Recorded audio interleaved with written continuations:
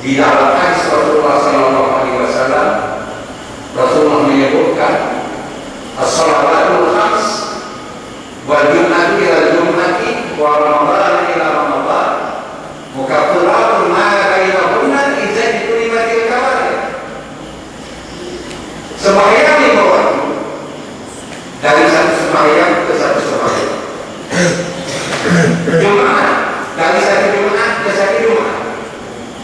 Apabila seseorang itu melakukan salat Jumat. Ramadan kepada satu Ramadan pada tahun berikutnya. Apabila mereka menunaikan puasa Ramadan, maka dia merupakan pencuci dosa apabila dia tidak melakukan dosa-dosa besar. Kalau dia tidak melakukan dosa besar, maka sembahyang 5 waktu, sembahyang Jumat, puasa Ramadan menjadi pencuci, macam sabun ataupun beris ataupun klorok yang mencucikan pakaian yang kotor menjadi bersih, kerana menggunakan sabun atau menggunakan beris atau menggunakan klorok. Maka itulah ibadatnya.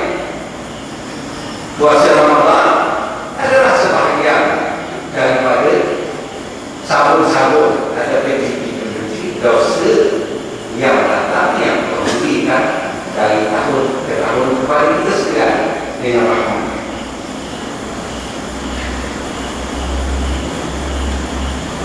Maka menaati Allah Subhanahu wa Ta'ala adalah hak kepada seseorang yang beriman.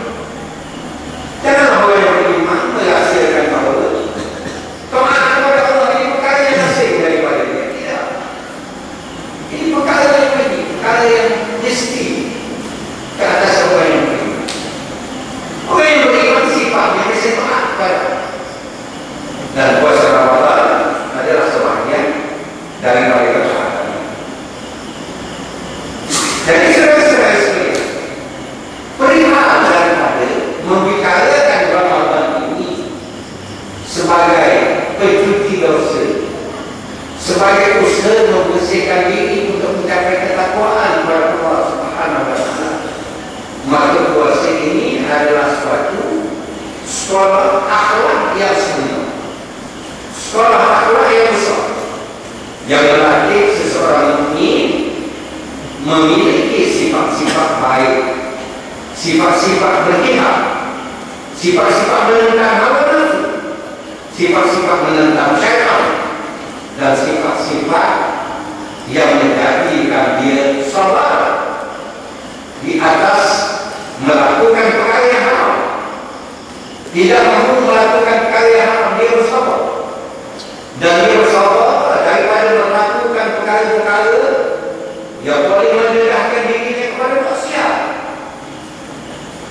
Dan juga dia berpuasa ini mengajarkan seseorang itu menjadi amanah dan sentiasa mengintai-intai Allah Subhanahu wa Ta'ala di dalam kehidupannya, sama ada secara yang dekat ataupun secara yang sempit.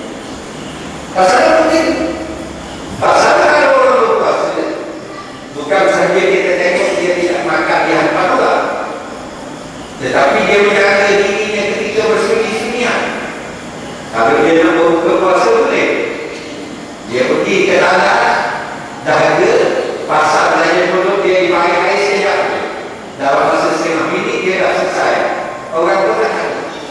Jadi puasa ini tidak, puasa dia dengan Allah Subhanahu wa Ta'ala, dia akan menjadi seorang yang bersama.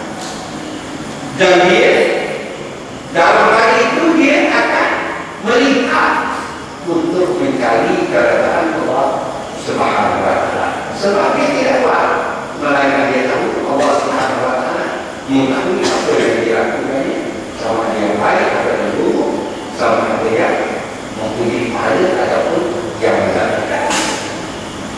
Puasa juga menguatkan kehendak seseorang, menentukan azab, keinginan, dan juga menolongnya membersihkan pemikiran,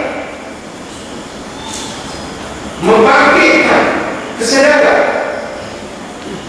dan juga mendatangkan pemikiran-pemikiran dan ilham-ilham yang yang mana seseorang itu akan menjadikan apa dengan kuasanya itu, insya Allah dia berjaya untuk mencapai tahap kemampuan atau meninggikan nilai-nilai di dalam diri. Kemudian kuasa itu juga mengajar seseorang melaksanakan kekuatan, melaksanakan peraturan hidup, dan juga menepati kehendak-kehendak yang sebenar. Karena berkuasa seperti yang kita tahu, dia menjaga daripada lapor, daripada ada, dia menjaga daripada mencaci ulang, dia berusaha bersabar, dia menjaga daripada kemarahan apabila orang mengukurnya atau mencacinya, dia mengatakan sesungguhnya dia berkuasa. Maka ini semua akan dididik dia dengan cara dengan Islam. Kemudian apa juga mendatangkan akhirat, mendatangkan rasa lemah lembut dan rahmat dan persaudaraan, dan merasai hakikat bekerjasama, membantu di antara orang Islam. Kerana kasih lapor, kasih harga, kasih berharga, menjadikan dia merasakan penting membantu orang lain, menjadikan dia merasa penting hubungan kemanusiaan, menjadikan dia merasa penting terhadap persaudaraan, tolong-menolong dan sebagainya. Sebab dia yang perasaannya telah menyertai perkara-perkara kesusahan itu untuk diri dia sendiri. Dia lapar, dia dahaga, dia menahan marah dan sebagainya. Dia merasa kesakitan, dia merasa kesusahan. Dia telah menjadikan dirinya menyertai atau bersama-sama dengan kesusahan.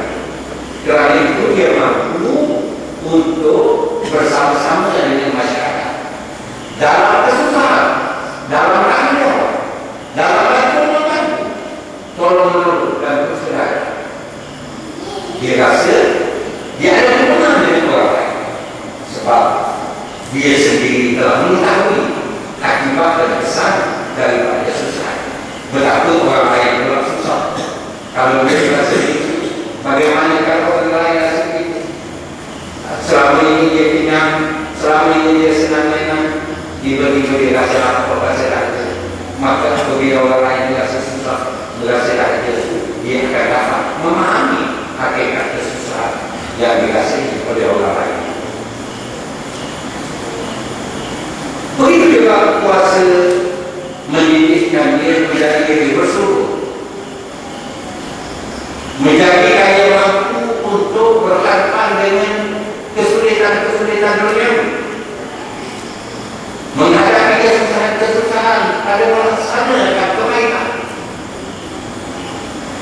Jadi ini semua kerana kuasa itu suatu yang telah memberikan nilai pada diri dia, menjadikan dia kuat menafsir amalan, menjadikan dia lebih bertenang, menjadikan dia lebih bertanggung jawab terhadap orang miskin, menjadikan dia tahu kedudukan bagaimana kesusahan di dalam dunia ini, menjadikan dia seorang yang mengambil berat dengan urusan manusia dan urusan alam. Jadi oleh itu maka sesungguhnya puasa bukan saja suatu ibadah untuk menjadikan dia mencapai